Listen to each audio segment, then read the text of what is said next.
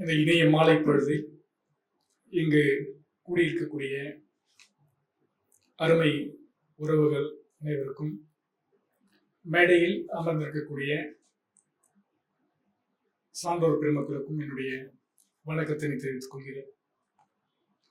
எங்கே மீதி நட்சத்திரங்கள் மிக ஒரு அற்புதமான ஒரு தலைப்புடன் கூடிய ஒரு கவிதை நூலை இந்த சிறு வயதில் வெளியிடக்கூடிய அந்த ஒரு துணிச்சலை வைத்திருக்கக்கூடிய அருமை தம்பி காசி சோலை நாராயணன் அவர்களுக்கு என்னுடைய வாழ்த்துக்களை முதலில் தெரிவித்துக் கொள்கிறேன்.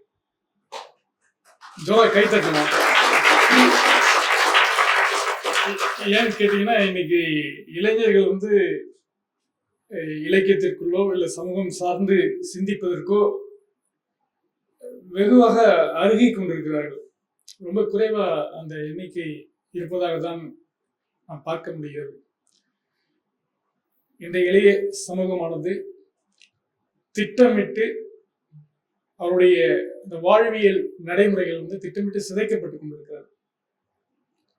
முழுக்க மதுக்கடைக்குள் தஞ்சம் புகுந்து கொண்டிருக்கக்கூடிய சூழலை ஒரு இளைஞன் துணிச்சலாக இந்த சமூகத்தை குறித்தும் ஏதோ ஒரு பொருளை பாடுபொருளாக கொண்டு பாடுவதற்கும் எழுதுவதற்கும் துணிந்து அவன் வருகிறான் என்றால் நாம் அப்படிப்பட்டவர்களை வாழ்த்தி வரவேற்க வேண்டும். அதனால் மீண்டும் ஒரு முறை அருமை இளவல் சோலை நாராயணன் அவர்களுக்கு வாழ்த்துக்கள். இந்த காரைக்குடிக்காரங்கனால ரொம்ப பயங்கரமானவங்க போல, ரொம்ப பயமா இருக்கு.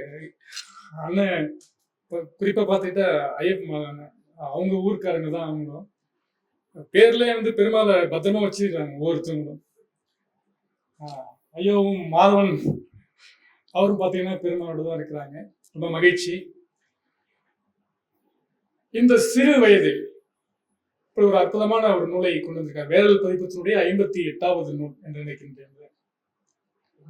58 இல்ல இந்த நூல் 58 நினைக்கிறேன். ஆமா, 58வது நூல். இது ஏறக்குறைய ஒரு 108 கவிஞர்களை தமிழ் இலக்கிய உலகிற்கு வேரல் பதிப்பகம் மிக தரமான படைப்புகளாகவும் மிக தரமான அழகான வடிவமைப்போடு, குறிப்பா தோழர் லார்க் அவர்களுக்கும் தோழர் அம்பிகா அவர்களுக்கும் நாம் வாழ்த்துக்களை தெரிவித்துக்கணும். கவிதை புத்தகம்னால இப்ப தோழர் சொல்லியிருந்தாங்க, இலக்கிய கூட்டம் நடக்குது, வாங்க போலான்னா என்ன கூட்டம், கவிதைன்னா திருச்சி ஓடுறாங்க அப்படின்னு. ஏன் அப்படியான ஒரு சூழல்? ஏன் கவிஞர்கள் மீது இப்படியான ஒரு கோபம், கவிதை நூல்கள் மீது இப்படியான ஒரு கோபம் இந்த சமூகத்திற்கு இருக்கிறது என்பது தெரியவில்லை. ஏன்னா ஒரு பொருளை, ஒரு பிரச்சனையை மிக எளிமையாக சுருக்கமாகவும் சொல்லிவிடக்கூடிய ஆற்றல் கவிஞனுக்கும் கவிதைக்கும் இருக்கிறது. கவிஞன் ஒருத்தம் தான் எதை குறித்தும் கவலைப்படாமல், எந்த ஒரு எதிர்பார்ப்பும் இல்லாமல் தன்னுடைய கருத்தை இந்த சமூகத்தில் பார்க்கக்கூடிய அவலங்களையோ நிகழ்வுகளையோ அழகியலையோ எது ஒன்றாக இருந்தாலும் அதை எந்தவித எதிர்பார்ப்பும் என்று சட்டுன்னு சொல்லக்கூடிய ஆற்றலும் தைரியமும் துணிச்சலும் படைத்தவர்கள் கவிஞர்கள் தான் என நான் உறுதியாக சொல்றேன். ஏன் அவங்கள பார்த்து ஓடணும்? ஏன் ஒரு கவிதை புத்தக வெளியிடுனா திருச்சி ஓடணும் அப்படின்னா அது ரொம்ப ஒரு வருந்தத்தக்க கூடிய ஒரு விடயமாகத்தான் நான் பார்க்கிறேன். ஆக இந்த எங்கே மீதி நட்சத்திரங்கள் என்கின்ற இந்த நூலின் வழியாக மிக அனைத்து சமூகத்தில் இருக்கக்கூடிய அனைத்து பொருட்களையும் பாடுபொருளாக எடுத்துக்கொண்டு அருமை இளவல் நாராயணன் அவர்கள், சோலை நாராயணன் அவர்கள் கவிதை படைத்திருக்கிறார். எல்லாத்தையும் தாண்டி காதலை மிக மிக அதிகமாக தொற்றிருக்கிறார். இந்த பதின் பருவம் என்பதா என்னவோ தெரியல, தம்பி அப்பா அம்மா உறவினர் பாட்டி எல்லாமே இருக்காங்க போல இல்லையா? உங்களை மாட்டி விட்டுலான்னு இருக்கேன் தம்பி. ஆனா ஏதோ மாட்டி இருக்கிறாரு, பெரிய சிக்கி இருக்கிறாரு. ஆனா அதுல சிக்கல் இல்லாம தான் இருக்கும்னு கூட நான் நினைக்கிறேன். சிக்கி இருக்கிறாரு, ஆனா சிக்கல் இருக்காது, கவலைப்பட்டுறாதீங்க. கவிஞன் அப்படி கவிதை எழுத வந்தால் முதல்ல காதல் இருந்து தான் துவங்குவாங்க. அதுதான் அடிப்படை பேஸ்மெண்ட். அதுதான் காதல் இல்லாம தான். இப்போ நான் கூட தோழர் வந்து இப்போ ஒரு மிகப்பெரிய ஒரு வரலாற்று சாதனை வேற காதலர் தினத்துக்காக ஒரு மிக பெரும் ஒரு தொகுப்பை அவங்க இப்போ அண்மையில் கொண்டு வந்தாங்க. அடுத்து 2வது தொகுப்பு வரப்போகுது. என்ன கூட கேட்டிருந்தாங்க ஒரு காதல் கவிதை ஒரு 5 கவிதைகள் கொடுங்க அப்படின்னு. தோழர் எங்கே தோழர் காதல் கவிதைலாம் அப்படின்னு சொல்லும் பொழுது அதாவது தோழர் கேட்டாங்க, அதெல்லாம் எழுதலாம் தோழர், காதல் கவிதை எழுதாமல் ஒரு கவிஞனா அப்படின்னு சொல்லுவாங்க. அப்ப அப்படியாக எல்லா பொருளுமே தொட்டிருக்கிறார் அவர். ஒரு தாயினுடைய பாசத்தை தொட்டிருக்கிறார், நண்பனை குறித்து எழுதியிருக்கிறார். அப்படி ஒவ்வொரு பொருளா ஒரு ஆத்மா ஒரு ஆன்மாவை குறித்து அவர் எழுதியிருக்கிறாரு. இப்படி படிப்படியா எல்லாத்த பத்தியும் எழுதிட்டு இருக்கிறாரு. ஆனா அதிகமா என்ன பண்ணிருக்காருன்னா காதல்ல ஊறி தெளிச்சிருக்கிறார்.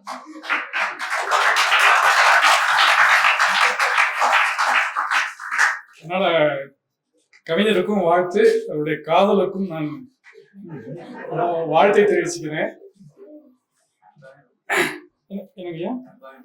ஆமா ஆமா இல்ல இதுல வந்து யார் கவிஞன் அப்படின்னு சொல்லிட்டு ஒரு முகப்பு பக்கத்துல ஒரு 2வது கவிதையா இருக்கும்னு நினைக்கிறேன். இவன் யாருமே அழைக்காமல் தானாக வருகிறான். கவிஞன் வந்து யாரும் கூப்பிட்டு ஒரு கவிதை பாடுங்க இல்ல அதை சொல்லுங்க அப்படின்லாம் சொல்லவே தேவையில்லை. ஒரு பொருளை அவன் தோன்றும் போது உடனே யாரோட அழைப்புமே இல்லாம வாலின்றா இவன் யாருமே அழைக்காமல் தானாக வருகிறான். இரவென்றும் பாராமல் ஏராக உழைக்கிறான்.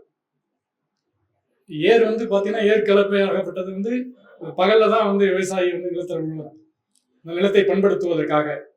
ஆக ஒரு கவிஞன் பாத்தீங்கன்னா இரவு பகல்லாம் நேர காலம் கிடையாது, எப்போ தோன்றதோ இப்போ அதே நேரத்தில் இந்த சமூகத்தை பண்படுத்துவதற்காக ஒரு ஏரை போல உழைக்கிறார் என்று சொல்கிறார் கவிஞர்.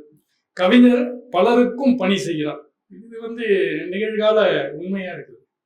ஒரு கவிஞன் யாரும் இலக்கிய உலகத்தில் யாரும் தவறா எடுத்துக்கூடாது.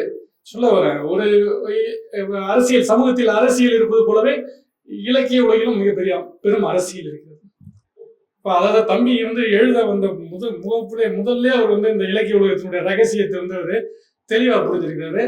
மூத்த கவிஞர்களுக்கெல்லாம் வந்து பணிவிடைகள்லாம் செய்தாதான் விருதெல்லாம் கிடைக்கின்றது தெளிவா அவர் புரிஞ்சிருக்கிறாரு. இது கவிஞர் பலருக்கு பணிகளும் செய்கிறார். காதலர் இடையில் பாடுபடுகிறான். லவ் பண்றவங்களுக்கு இடையில வந்து ஒரு கவிஞன் வந்து அல்லோலப்படுகிறான் அப்படின்னு நிறைய அல்லோலப்பட்டிருக்கிறாரு. ஆமா, காற்றின்றி சோர்ந்து போனால் கூட கண்களுக்கு இனிதாய் காட்சி தருகிறார். கவிஞன் உண்மையிலுமே சோறு இருக்காது, தண்ணி இருக்காது, எந்த பொருள் எதுவுமே இருக்காது. ஆனாலும் வந்து ஒரு புன்னகையை அழகா உதிர்த்துட்டு முன்பாட்டு போயிட்டு இருப்பான். இப்ப எப்படி குண்டாக ஆனானோ அப்படியே அவன் இளைத்தும் போயிறான். எப்படி குண்டாக ஆனானோ அப்படியே அவன் இளைத்தும் போகிறான். ரொம்ப ஒரு நுட்பமான ஒரு கருத்தை சொல்லியிருக்கிறார். ஒரு கவிஞனுடைய வறுமையான சூழல். கவிஞர்கள் கூடியவரை சங்க காலம் தொடங்கி இப்ப இருக்கக்கூடிய சங்கி காலம் வரை பாத்தீங்கன்னா கவிஞர்கள்னால என்ன ஆச்சுன்னா அது வறுமை, புலமையும் வறுமையும் என்பது போல சொல்றாரு. எப்படி குண்டாக ஆனானோ அப்படியே அவன் இளைத்தும் போயிறான். இப்போ ஒரு கவிஞனை குறித்து கவிஞன்னா கவிதை எழுதுறதுக்கு துணிச்சல் வேணுன்ற மாதிரி வந்தா என்னென்ன பாடுபடணும் அப்படிங்கிறதே அவர் தெளிவா சொல்லிட்டார். இன்னைக்கு அண்ணன் ஐயப்பன் வந்து இன்னைக்கு அவருடைய முகநூல் வந்து ஒரு மீன்ஸ் பெரிய கிரியேட்டர். ஐயா வந்து இயக்குனர், சிறந்த ஒரு போட்டோகிராஃபர், அருமையான கவிஞர், மிக அற்புதமான எல்லாத்தையும் தாண்டி நல் இதயம் படைத்த ஒரு அருமையான ஒரு தோழமை மனிதர். ஒரு குழந்தை மாதிரி தலைதான் நிறைச்சிருக்கு, இதயம் முழுக்க இன்னும் அப்படியே பசுமையான ஒரு மனிதர் அவர். இன்னைக்கு ஒரு மீன்ஸ் கிரியேட்டர்ஸ்லாம் தூக்கி சாப்பிடுவார். இன்னைக்கு ஒரு ஃபேஸ்புக்ல போட்டிருந்தாரு, 2 விஷயம் போட்டிருந்தாரு.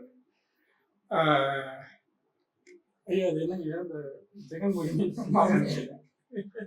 ஒரு கவிஞன் ஆன பின்பு அப்படின்னு சொல்லிட்டு ஒரு படத்தை போட்டிருந்தார்.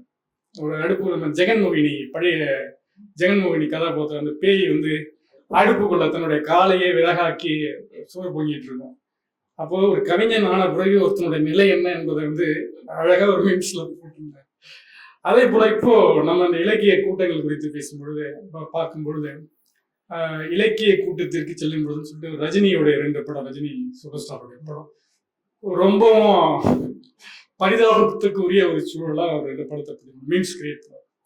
இப்போ இப்படியான ஒரு சூழல் தான் இருக்குது. ஆனா அதை அதையும் ஒரு ரசனையோட ஒரு கவிஞரா அவரு வெளிப்படுத்திருக்கிறாரு. ஆன்மாவை குறித்து பகவான் புத்தர் சொல்லியிருக்கிறாரு, ஆன்மா அப்படின்னு சொல்லிட்டு ஒண்ணு இல்லை, இம்மை மறுமை என்பதெல்லாம் இல்லை அப்படின்னு சொல்லிட்டு ஒரு தெளிவா சொல்லியிருக்கிறாரு. ஆயினும் தம்பி ஆன்மா குறித்து ஒரு இது இருக்கிற அங்கங்களை பூட்டு போடுங்கள், உங்களுடைய அங்கங்களுக்கு பூட்டு போடுங்கள், ஆடை வைத்து ஆன்மாவை என்றுமே பூட்டி விடாதீர்கள், அது ஆசைப்பட்டதை செய்திடட்டும், அன்பை காற்றிலும் மண்ணிலும் நெய்திடட்டும், அழகுகள் அனைத்தையும் ஆராயாமல் ஆழ்ந்து ரசித்து மகிழட்டும், இது தடை இன்றி தொடரட்டும் சொல்றாரு. ஆன்மாவை, இந்த மனதை சுதந்திரமாக பறக்க விடுங்க. உங்க உடம்புக்கு என்ன சட்டை வேணாலும் போட்டுங்க, கட்டம் போட்டு சட்டை, பூ போட்டு சட்டை, எந்த விதமான சட்டை வேணாலும் நீங்க போட்டு பூட்டிக்குங்க. உங்களுடைய உள்ளத்தை, மனதை, இதயத்தை நீங்க எதையும் போட்டு மறைச்சிடாதீங்க, அது அதுவா இருக்கட்டும் அப்படின்னு சொல்லிட்டு ரொம்ப அற்புதமா சொல்லியிருக்காரு. இந்த காதலுக்கு கடைசியா வரேன், அதோட முடிச்சுக்கிறேன். கொஞ்ச நேரம் மட்டும் நான் எடுத்துக்கிறேன்.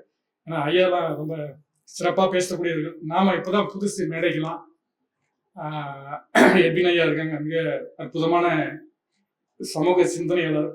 வேல்கண்ணன் ஐயா இருக்காங்க, அவங்களுடைய உரையெல்லாம் இருக்கிறதுனால நான் சீக்கிரமே முடிச்சுக்கிறேன். இந்த காதலுக்கு மட்டும் கடைசியா வர அம்மாவை குறித்து ஒரு அற்புதமான ஒரு கவிதை, பக்கம் 23ல. கவிஞனை பத்தி தான் பேசணும். நம்ம கதையெல்லாம் பேசிட்டு இருந்தோம்னா அது வேறு இடத்துல பேசிக்கலாம். தாயை இழந்த மகனின் கவிதை. உன் தோளுக்கு மேல் வளர்ந்து விட்டேன், உன் தோளுக்கு மேல் வளர்ந்து விட்டேன், உன்னை மார்பில் அடிக்கடி அணைத்துக் கொண்டேன், காலை எழுந்தவுடன் நீ அறியாமல் உன் முகம் பார்ப்பேன், நம் கனமான நேரங்களில் நாம் உடையாமல் உன் விரல் கோர்ப்பேன், நீ திட்ட திட்ட நான் வம்பிழுத்தேன், பின்பு உன் கன்னத்தில் அழுத்தி முத்தமிட்டேன், நீ என்னை அடிக்கவே உன்னை கேலி செய்தேன், நீ அடித்தவுடன் வலிக்கும்படியாக ஒரு போலி செய்தேன், உன் மடியில் தலை சாய்க்க உலகையும் மறந்து விட்டேன், நீ செய்த உணவை ருசிக்கும் பாக்கியம் நான் இப்பொழுது இழந்து விட்டேன், என் பேச்சு உன் செவிகளில் விழுவதை நான் அறிகிறேன், என் கடமைகள் அனைத்தையும் முயற்சிகளை கொண்டு புரிகிறேன், இருந்தும் நீ இன்மை உணர்கிறேன், சில நேரம் சிரமத்தில் திணறுகிறேன் அப்படின்னு சொல்லிட்டு ஒரு அற்புதமான ஒரு தாய்க்கும் மகனுக்குமான அந்த ஒரு உறவு. இப்ப தாய் மகன் பிள்ளை உறவு என்பது பாத்தீங்கன்னா, அப்பாக்கள்லாம் பாத்தீங்கன்னா பெண் பிள்ளைகள் எல்லாமே அப்பா பிள்ளைகளா இருப்பாங்க. இப்ப அப்பாவுக்கு பெண் பிள்ளைகள் மீது பாசம் இருக்கும். மகன் ஆண் பிள்ளைகள் பாத்தீங்கன்னா அம்மா மேல ஒரு அற்புதமான ஒரு அந்த ஒரு அபரிதமான ஒரு பாசம் இருக்கும். அதை இப்படி அற்புதமா எழுதியிருக்கிறார். ரொம்ப சிறப்பா அம்மா குறித்து எழுதியிருக்கிறாரு. அதை தாண்டி இந்த உலகத்துல என்ன செய்ய போறோம், எல்லாம் ஓடிக்கிட்டே இருக்கும். கான்கிரீட் காடுகளில் எந்திர மனிதர்களாய் நம்ம ஓடிக்கிட்டே இருக்கோம். டைம் இல்லை டைம் இல்லை டைம் இல்லை டைம் இல்லைன்னு சொல்லிட்டு எதுக்காக ஓடுறோம் அப்படின்னு ஒரு இலக்கியம் ஓடிட்டு இருக்காங்க. தம்பி அழகா சொல்றாரு ஒரு பக்கம் 28ல, ஒரு புன்னகையின் விலை ஒன்றும் பொற்காசின் விலை அல்ல. இது ஒண்ணுக்கே கை தட்டலாம். இந்த ஒரு கவிதை போதும், ஒரு வரி போதும். ஒரு புன்னகையின் விலை ஒன்றும் பொற்காசின் விலை அல்ல, தேவைப்பட போவதெல்லாம் நல்லதொரு நொடியும் நன்கு ஜொலிக்கும் இரு விழியும், அதை ஒரு ரசிக்கும் ஒரு ரசிகன் தானே, இவை அனைத்தும் உன்னிடம் இருக்கிறது, மீண்டும் ஒரு முறை புன்னகை செய். அது ஒரு காதலா எழுதியிருக்கிறாரு சொல்றாரு. அது இந்த இது எல்லாத்துக்குமே பொருந்தும். ஒரு புன்னகை எவ்வளவு பெரிய காயங்களை கூட ஆற்றக்கூடிய வல்லமை இருக்கு புன்னகை. வேற என்ன செஞ்சுட்டு போறோம் இந்த உலகத்துல?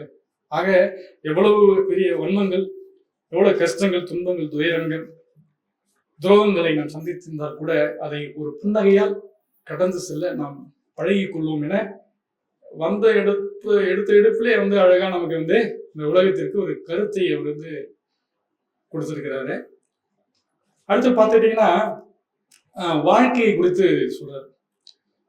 பணமோ குணமோ அழகோ அறிவோ திறமையோ பெருமையோ விருதுகளோ அதையும் விட்டு வைக்கல அவரு. விருது குறித்து அவருக்கு வந்து ஒரு கருத்து இருக்குது. தோழர் சொன்னாங்க வரும்பொழுது, தம்பி நல்லா எழுதிட்டு இருக்காரு, போவ இன்னும் சிறப்பான ஒரு நிலைக்கு வந்துடுவாங்க. தோழர் லார்க் ஒரு சர்டிபிகேட் கொடுத்துட்டாருன்னா அது கட்டாயம் எப்பயா இருந்தாலும் நடந்தே தீரும். தோழர் அம்பிகாவும் அவங்களும் பார்த்தீங்கன்னா சொன்னாங்க, தம்பி எதிர்காலத்துல ஒரு பெரிய கவிஞரா வருவாருங்க. ஆக திறமையோ பெருமையோ விருதுகளோ வாகனங்களோ நிச்சயமாக நிம்மதியையும் போதும் என்கிற திருப்தியும் இவை எப்பொழுதுமே அது தரப்போவதில்லைங்கிறார். ஏன் அதுன்னு ஓடிட்டு இயல்பா யதார்த்தமா இப்ப இருக்கிற சூழல்ல என்னவோ நாம் என்னவாக இருக்கிறோமோ அப்படியாக இருந்துட்டு போவோம் அப்படின்னு சொல்லிட்டு சொல்றாரு. இப்படியாக உழைப்பை குறித்து சொல்றாரு. நிறைய சிரிப்பை குறித்து சொல்றாரு. இன்பமோ துன்பமோ உயரமோ துயரமோ சிரித்து விடுந்தாரு. இந்த புன்னகை வந்து நிறைய வருது. காதல் எப்படி வருதோ அதனூடாக இந்த புன்னகை வந்து நிறைய இடத்துல பயன்படுத்துறாரு. இன்பமோ துன்பமோ உயரமோ துயரமோ சிரித்து விடு. ரொம்ப சிம்பிள். ஏன்னா காதலிகிட்ட போயிட்டு உருவம் இருந்தாருன்னு என்ன பண்ண முடியும்? எடுத்து நீ கிளம்பு தம்பி, ஒண்ணு சரிப்பட்டு வர மாட்டேன் அப்படின்னு. நம்மளை அடிக்க வரவன கூட போயிட்டு முன்னாடி வந்து நான் ஏன்னா அப்படின்னு சொல்லிட்டு ஒரு புன்னகை சுட்டுனா அவன் கோபமா வரவும் கூட அதை குறைச்சிப்பான். இதுதான் நம்முடைய தமிழருடைய நாகரிகம். பாத்தீங்கன்னா முன்னாடி பாத்தீங்கன்னா வீட்டுக்கு யாராவது வந்தாங்கன்னா முதல்ல தண்ணி ஒரு சொம்பு வாங்கன்னு அழகா வரவேற்றுட்டு ஒரு சொம்பு தண்ணி கொடுப்பாங்க.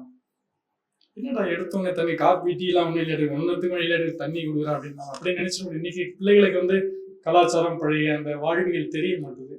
தண்ணி கொடுப்பது என்பது எதற்காகனா அவங்களை ஆற்றுப்படுத்துது.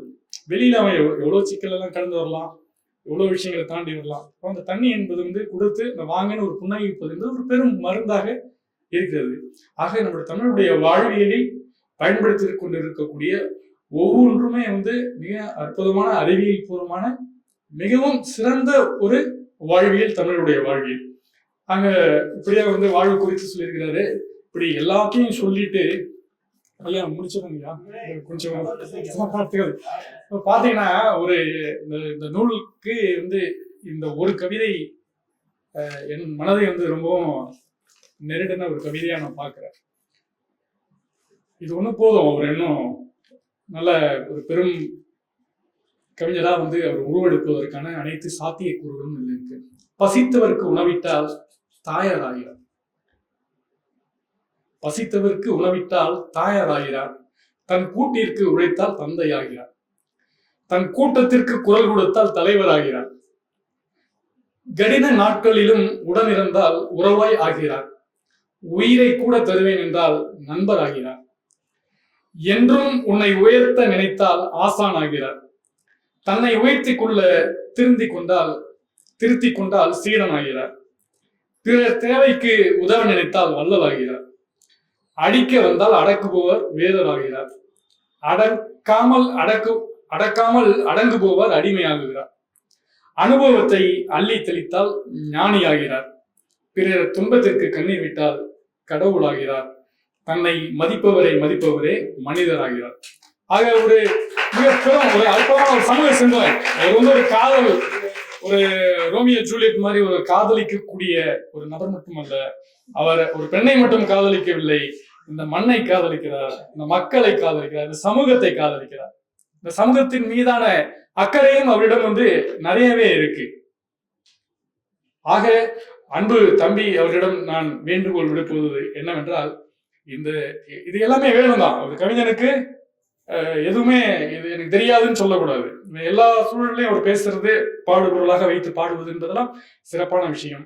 அதே கட்டத்தில் இன்று இருக்கக்கூடிய சமூகத்தினுடைய சமகால அரசியல் சூழலையும் கருத்தில் கொண்டு இந்த நாட்டிற்கும் இந்த மண்ணிற்கும் இந்த மக்களிற்கும் என்ன தேவை என்பதை உணர்ந்து கொண்டு அதற்குரிய இந்த பிரச்சனைகளையும் பாடுபொருளாக்கி பாடி இந்த சமூகத்தையும் இந்த மக்களையும் தட்டி எழுப்பணும். அவர்களுடைய உரிமைகளுக்காக குரல் எழுப்பக்கூடிய ஒரு புரட்சிகர ஒரு கவிஞனாகவும் நீங்கள் உருவெடுக்க வேண்டும் என நான் அன்போடு வேண்டிக் கொள்கிறேன். சொன்னது போல இந்த இறுதியான கட்டத்துக்கு நான் வந்துடுறேன். ஏன்னா ஆரம்பத்திலே சொல்லிட்டாங்க, தம்பிங்க எல்லாமே எல்லாம் பதின் பருவம், டீனேஜ் எல்லாம் கல்லூரி மாணவர்களா இருக்காங்க. அது காதல் என்பது அவர்களுக்கும் ஒரு முக்கியமான ஒரு விடயமாக இருப்பதால் நான் அவருடைய அந்த பாடுபொருளிலிருந்து அந்த காதல் குறித்து அவர் எழுதியிருக்கிற விஷயங்களை சும்மா ஒரு சின்ன இந்த சங்க காலங்களிலிருந்து அது தொடங்கி அதை ஒரு சின்ன ஒரு இதுதான் நான் வாசிச்சிடுறேன். காதல் உணர்வென்று அது நாகரிகம். சங்க காலத்துல காதல் எப்படி இருந்திருக்கு, இன்றைய சமூக சூழல்ல இன்னைக்கு காதல் எப்படி இருக்கு. நேத்து சாயந்தரம் பள்ளிக்காரன் சென்னையில பாத்துக்கிட்டீங்கன்னா தங்கச்சியே வேறொருத்தவங்க, இன்டர்காஸ்ட் மேரேஜ், வெவ்வேறு சமூகத்தை சேர்ந்தவர்கள் காதல் பண்ணிட்டாங்க. 6 மாசம் ஆகுது கல்யாணம் முடிஞ்சு. சொந்த தங்கச்சி வீட்டுக்காரனை பிடிச்சி ஃப்ரெண்டுங்க கூட சேர்ந்து 4 பேர் சேர்ந்து வெட்டி கொண்டுட்டான். ஆணவ படுகொலை. என்ன செய்ய போறான்? அவன் காதலிச்சுட்டான், கல்யாணம் பண்ணிட்டான், குடும்பம் நடத்தியாச்சு, அவங்க வாழ்ந்துட்டு இருக்காங்க. விட்டுட்டு போய 4 பேர் கூட்டாளியோட சேர்ந்து வெட்டி கொண்டுட்டு பெண்ணு என்ன சுதந்திரமா தெரிய போற, நீ சிறைக்குள்ள போய் உட்காந்து களி தின்ன போற. தங்கச்சி தாலி எடுத்துட்டு எவ்வளவு வேதனை, எவ்வளவு இந்த சமூகம், நம்முடைய பண்டைய தமிழ் சமூகமானது இந்த சமூகத்தை ஆற்றுப்படுத்தக்கூடிய ஒரு மிக பெரும் ஒரு ஆயுதமாக இந்த காதலை வைத்திருந்தது. காதல் என்பது வெறும் உணர்ச்சியின் வெளிப்பாடு அல்ல, காதல் என்பது அது உணர்வின் வெளிப்பாடு. ஆக காதல் உணர்வென்று அது நாகரிகம். காதல் சங்ககால இலக்கியங்களில் தமிழர் வரலாறு மனித குலத்தின் ஆதி நிலங்களுள் ஒன்றென சொல்லப்படும் தமிழ் நிலமானது உயிர்களின் அடிப்படை உணர்வான அன்பின் மீது கட்டமைக்கப்பட்ட சமூகமாகவே தோன்றி நிலை பெற்றுள்ளது. கல் தோன்றி மண் தோன்றா காலத்தே வாளோடும் காதலோடும் முன் தோன்றிய மூத்த குடியாய் தோன்றி அன்பின் வழியது மட்டுமே உயர்நிலை என்று வாழ்வதற்கான சான்றுகள் தமிழ் மொழியின் தொல் இலக்கியமான சங்க இலக்கியங்களில் விரவி கிடக்கின்றன. இதுவரை கண்டெடுக்கப்பட்ட வரையில் 2381 பாடல்களை மொத்த எண்ணிக்கையாக கொண்ட சங்க இலக்கியத்தில் 1862 பாடல்களானது இரு உயிர்களுக்கு இடையான உள்ள கிடக்கின் உணர்வை நிலத்தோடும் பொழுதோடும் இணைத்து பாடக்கூடிய அகத்திணை பாடல்களாக ஆக்கப்பட்டிருக்கிறது. ஆக சங்க இலக்கியம் என்பது அகம் பாடும் காதல் பாடும் இலக்கியமாகத்தான் இருக்கிறது என்றால் அது நிச்சயமாக மிகையாகாது. ஆக இவ்வுலகில் இயற்கையின் சுழற்சிக்கும் உயிர்களின் உயிர்ப்புக்கும் அடிப்படை காரணியாக அமைவது காதலி. இத்தகைய காதல் வயப்பட்ட உருவத்தால் அகவையாலும் அறிவாலும் ஒத்த தலைவனும் தலைமையும் சேர்ந்து வாழும் பொழுது தாங்கள் தூய்த்த இன்பம் இத்தகையது என பிறருக்கு கூற முடியாததே அகவாழ்வாக இருக்கிறது. இந்த முடிச்சிடுங்க. ஆக இந்த சங்க காலத்துல ஒரு காதல் சொல்றாங்க. அதாவது தலைவன் தலைவியினுடைய தலைவி தலைவனை பிரிந்து இருக்கிறாங்க, அவங்க இல்லாம ரொம்ப ஏக்கத்துல இருக்கிறாங்க. அப்போ அவங்க ஒரு 12 காலமா புரிஞ்சிருக்கிறாங்க, எங்க ஒரு பொருள் தேடி போயிருக்கிறான். அப்போ அவங்க சொல்றா தோழி என்ன சாதல் தன்னோட தோழிகிட்ட சொல்றா, சாதல் அஞ்சேன் அஞ்சுவல் சாவேன் பிறப்பு பிரிது ஆகுவதாயின் மறக்குவேன் கொல் என் காதலன். எனவே என்ன சொல்றானா, தோழி நான் சாவதற்கு அஞ்சவில்லை, இப்போ கூட செத்து போறதுக்கு நான் தயாரா இருக்கேன்.